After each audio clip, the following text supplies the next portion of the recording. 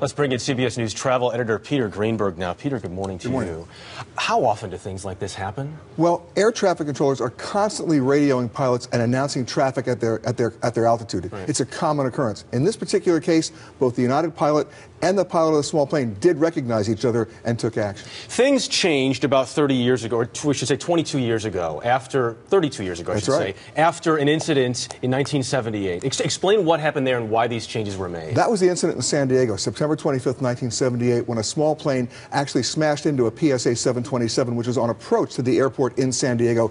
Everyone died. As a result of that, that was the huge wake-up call where the FAA then instituted what's called a terminal control area, a TCA. That's a piece of real estate around and above. It's not just a piece on the ground. It's also altitude specific around every airport approach and departure area where no plane can enter that area unless they're under positive control of the controllers. So we talk about this TCA. Should it be expanded? Is it too small right now? Well, in a situation like this, let's review what happened. The plane was on takeoff. He's about 1,100 feet when the pilot retracts the landing gear, and then the traffic is called out. That plane had no place in that area, the small plane. And as a result of that, you have to ask yourself, what is that plane doing in that area? Why he was not in contact with the controllers? He has to not only be in positive contact with the controllers, he has to use his transponder so the controllers know what the plane is, what altitude it is, so they can communicate with that plane. In this situation, they called the pilot of the United plane and said, hey, you got traffic at 1 o'clock. At least they called him. But if the pilot of this small plane doesn't know what he's doing, there's no real way to keep him from that area? Well, right now, if you're not in radio control and you're not in transponder control, you got a problem. So you might want to expand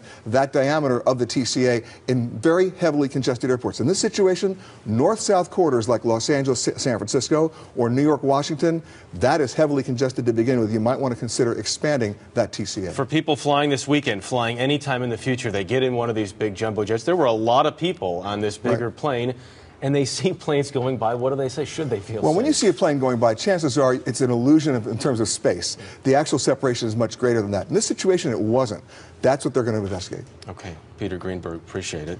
Something maybe needs to change in this particular case. Sorry, Peter Greenberg, thanks very much. A lot happens early on The Early Show, weekday mornings on CBS.